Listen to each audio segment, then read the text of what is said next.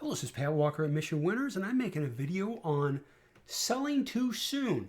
A couple of the VIPs brought this up, and I said, you know what? I'm going to make a video for you. So let's go through this and talk about it. First off, I can understand why. I know what it's like.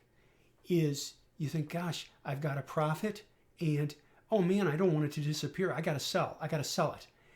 And I can completely understand it. But here's from a pragmatic perspective, let's talk through it. I understand you want to protect profits. I'm with you too. I'm with you too. But I also know that we want to limit losses. How can we avoid losses? Pragmatically, we can't. We're going to have losses. So what do we need to do?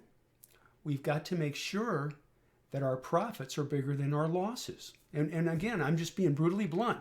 We're going to have losses. Anybody who says they don't have any losses is either a liar or doesn't invest. That happens. So we know we're going to have losses. We accept that. So what can we do to offset those losses? Well, we're investing, so we have losses. We've understood that foundation. There's one thing we can do that will help offset those losses. And what is it?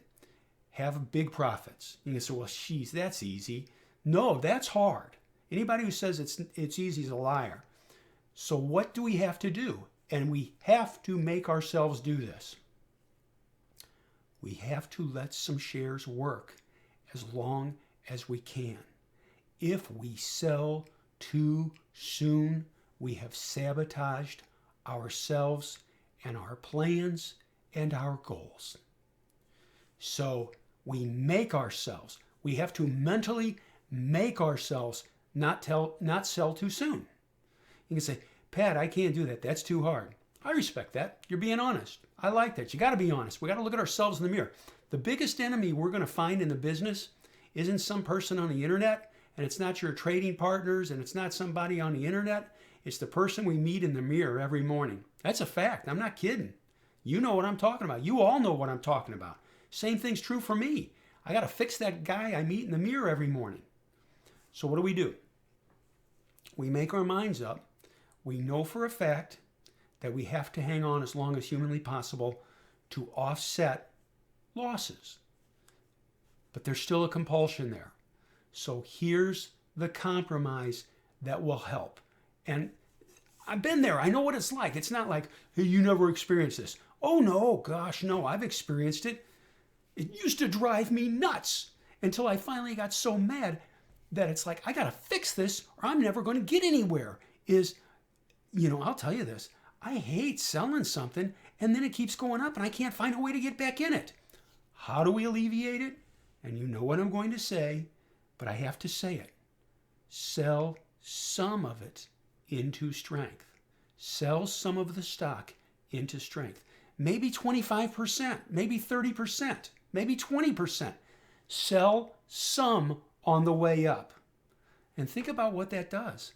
It automatically relieves that psychological pressure we have of, I got to take the profit, I got to take the profit. By taking some, we can rest knowing that we made money. And, you ready?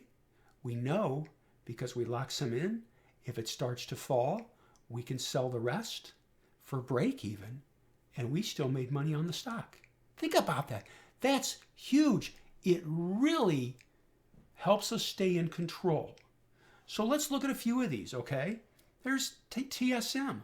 These are all recent, by the way, and the reason I'm doing that is because I'd rather bring up stuff that you're probably acquainted with than something from 6 months ago. TSM, buy, look at the volume pickup, and it starts to go up. It's like, okay, it's up here. I think I'm going to sell some. Sell 25%. Sell it. And let the rest grind.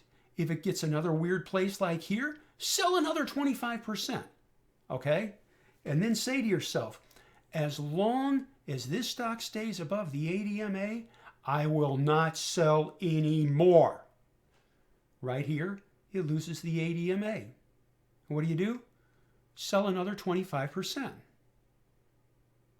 It comes down here. It stays right above the 21 EMA.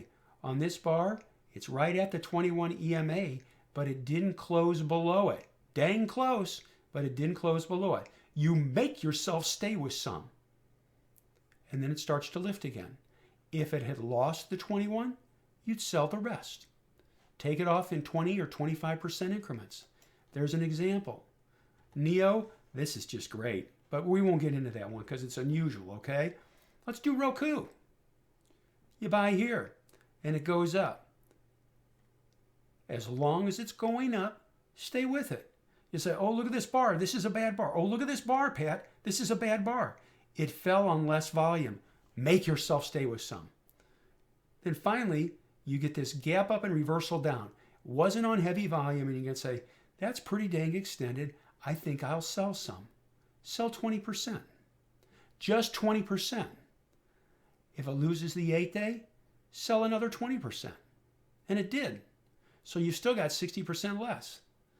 Comes down here, you could sell, if you want, another 10 or 20%.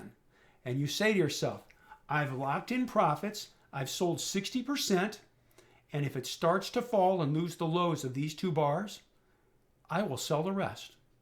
But if it does not, I will stay with it. I will not sell it. And again, you've guaranteed yourself a profit. You can breathe. This stock you could have sold a couple of times up here. This stock could start to fall and come all the way to your price. You could sell the rest and still make a profit on the total trade. That's huge. Do you know how big that is?